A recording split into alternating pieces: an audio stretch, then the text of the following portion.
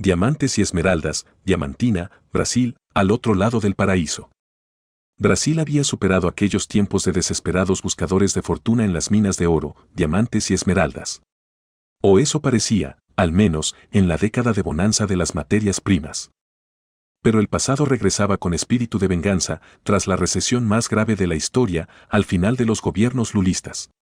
El desempleo se había duplicado y 15 millones de brasileños volvieron a la extrema pobreza, ingresos menores de 40 euros al mes.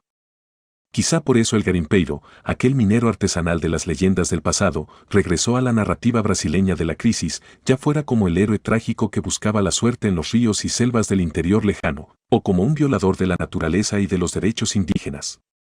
La telenovela O Outro Lado do Paraíso, con más de 60 millones de telespectadores, contaba la historia de los garimpeiros que los brasileños querían escuchar. Cada episodio era la cita impostergable de la noche, hasta los partidos de fútbol en el Maracaná tenían que esperar, a lo largo y ancho del gigante país, desde las favelas de las grandes ciudades hasta los pueblos más remotos de la Amazonía. Eso sí, el rocambolesco guión se escribía en Río, en la sede del todopoderoso grupo mediático Rede Globo, productor de los culebrones de mayor audiencia del mundo. Permítame, lector, un telegráfico resumen de los 162 capítulos de la telenovela. Escenario: el norte interior de Brasil. Un paisaje de inmensos bosques poblados de jaguares y tucanes, magníficas mesetas de roca, cascadas de agua espumosa y dunas de arena blanca. Cerca del pueblo de Paraíso, una cuadrilla de garimpeiros busca su fortuna en una finca que alberga importantes depósitos de esmeraldas. Sin saberlo, están siendo utilizados por una nada escrupulosa empresaria y traficante de piedras preciosas. El cómplice de esta siniestra traficante, que opera en el turbio mundo del contrabando internacional de joyas, es un todavía menos escrupuloso juez. Clara, la bella pero ingenua propietaria de las tierras, se casa incomprensiblemente con el hijo de la retorcida traficante de piedras preciosas. Pronto pasará por el suplicio de los malos tratos, los celos y la tortura psicológica a manos de su marido y de su suegra, que pretende hacerse con sus esmeraldas. Llega a ser declarada loca y es internada en un manicomio. Allí conocerá a una anciana que le enseña los modales de la alta sociedad de Río y hasta a hablar francés. Cuando la anciana amiga fallece, Clara logra escapar del psiquiátrico escondida en el ataúd en el que esa iba a ser enterrada. Hay final feliz. La suegra se enfrenta a una rebelión de garimpeiros y Clara, tras separarse de su marido, logra recuperar el control sobre las esmeraldas y, además, unirse sentimentalmente con el médico que la ha ayudado a huir del manicomio. El lector ya se habrá dado cuenta de que O Outro Lado do Paraíso no era exactamente una obra de realismo social. Pero desde muchos puntos de vista las telenovelas melodramáticas de Rede Globo engañaban menos que el telediario Jornal Nacional que se emitía justo después. Los garimpeiros no eran una fábula, sino reales. Un centenar de ellos escarbaba en el barro de una mina ilegal en el río Jequitinhonha, a una hora de Diamantina, la capital de la fiebre de los diamantes del siglo XVIII en Minas Gerais. No muy lejos de allí, la esclava Madi Magasa encontró en 1853 la mítica Estela do Sul, uno de los diamantes más grandes del mundo. El hallazgo le valió el premio de la libertad, un efímero instante de justicia para una afrobrasileña. A fin de cuentas, el decreto de 1732 en Minas Gerais, según cuenta José de Resende da Costa en su crónica Memoria Histórica del Diamante, determinó que todos los negros, negras y pardos, fuesen expulsados de la comarca de Diamantina por juzgar que era la única manera de evitar el robo de los diamantes. El problema para los ricos portugueses, y lo sería también para las élites brasileñas de siglos posteriores, era que sin esos negros, negras y pardos, no quedaba nadie para garimpar los diamantes que habían de hacerles aún más ricos.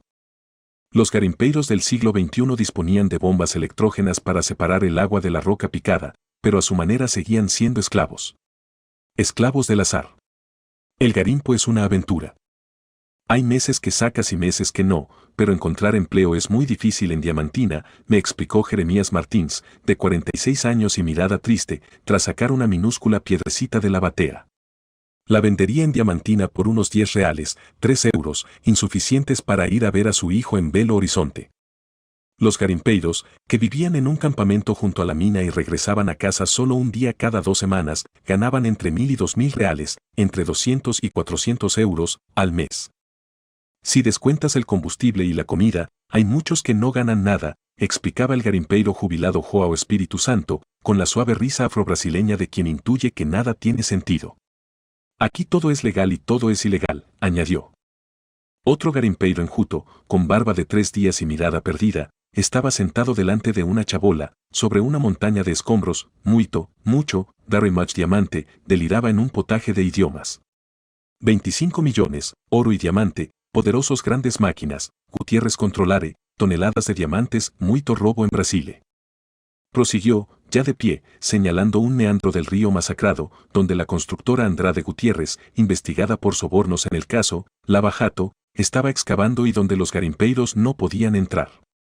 La paradoja de ofrecerse voluntariamente como esclavo del azar, mientras que los poderosos de siempre se forraban, no podía sino traer a la mente el recuerdo de las crónicas del escritor y periodista Euclides da Cunha sobre los seringueiros que migraron desde el pobre nordeste de Brasil a Amazonas en el siglo XIX para trabajar en la extracción del caucho.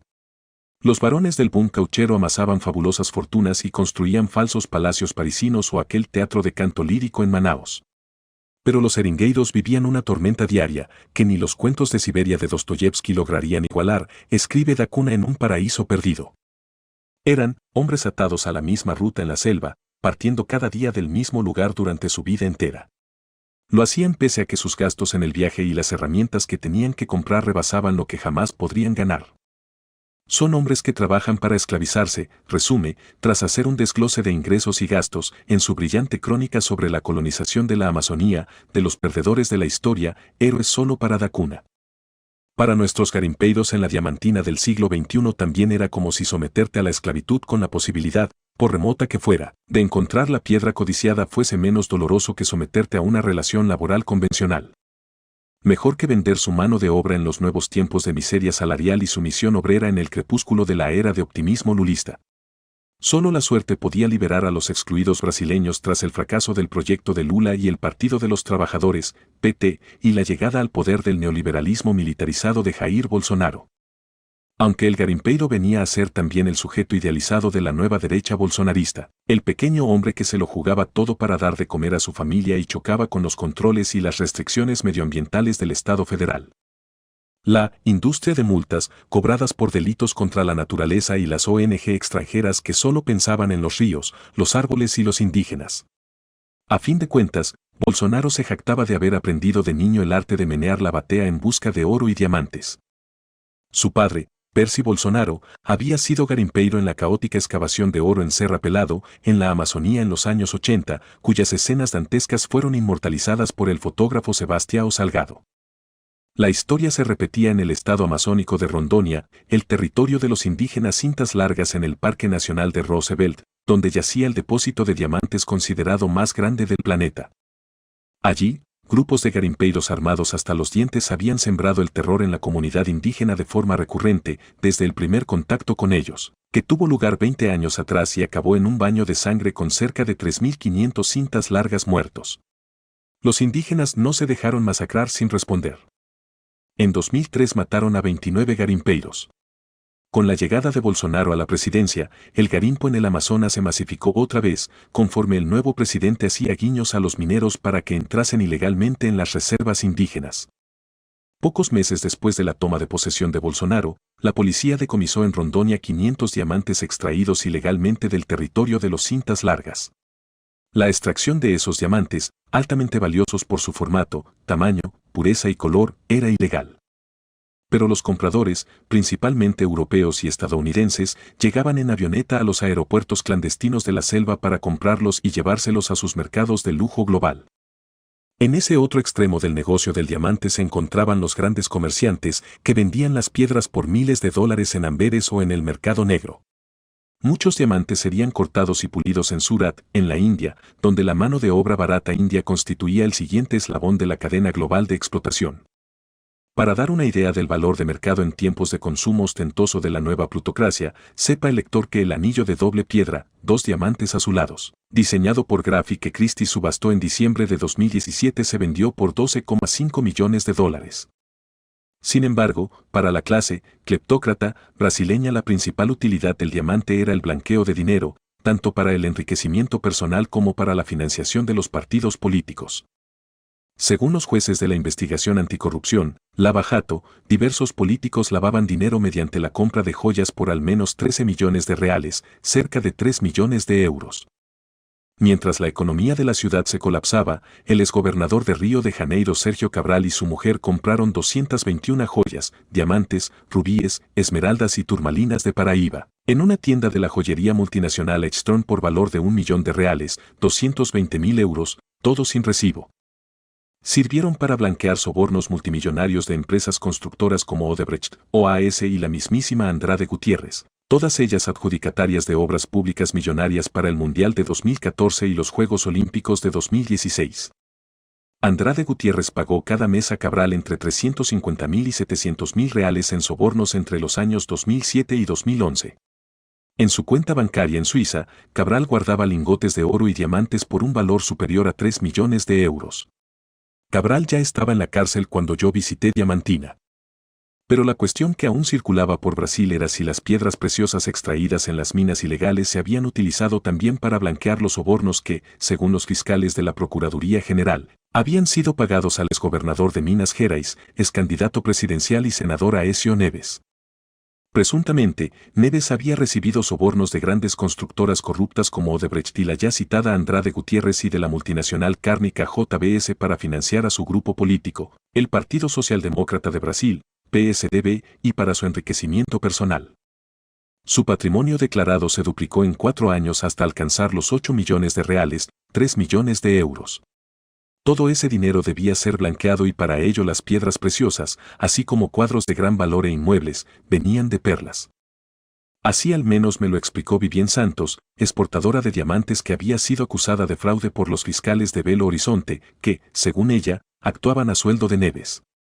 La realidad imitaba al arte y la historia real de los nuevos diamantes de sangre empezaba a superar el melodrama barroco de O Outro Lado do Paraíso. Un soborno de 2 millones de dólares de JBS pudo ser blanqueado por Gabi Tofik, un traficante de diamantes de origen africano afincado en Belo Horizonte que estuvo involucrado en una red de exportación de diamantes de más de 1.000 millones de dólares.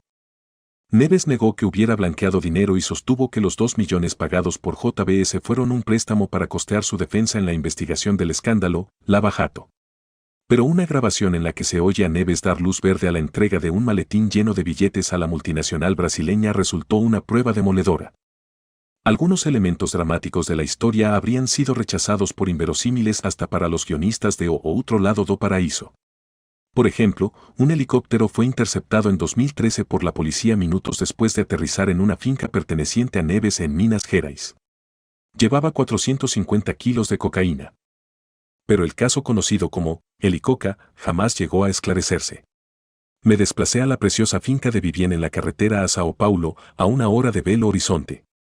Solo los que tienen buenas relaciones con Aécio Neves tienen acceso al garimpo, me contó, mientras comíamos una feijoada casera. Según su testimonio, Aécio era la cabeza de una gran red de venta de diamantes para lavar el dinero que procedía de la cocaína.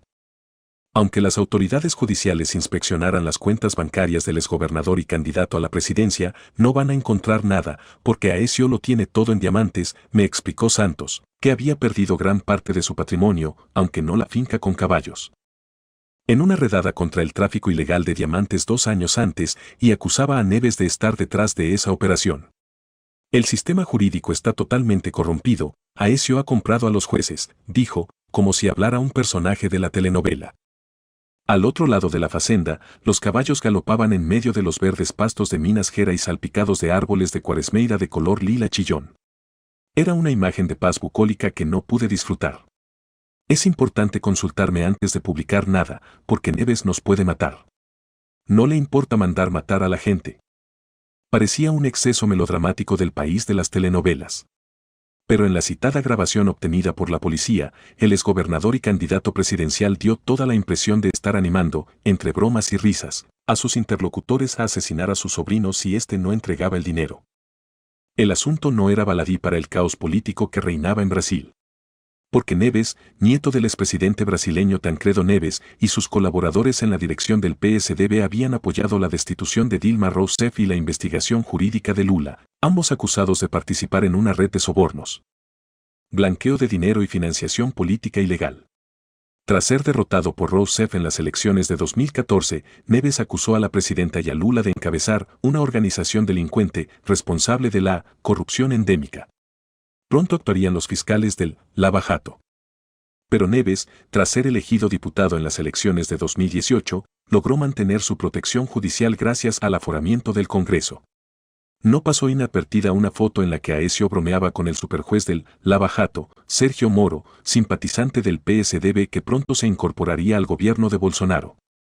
La investigación sobre Neves sería remitida al Tribunal Supremo, pero, por el momento, los diamantes aún guardaban el secreto.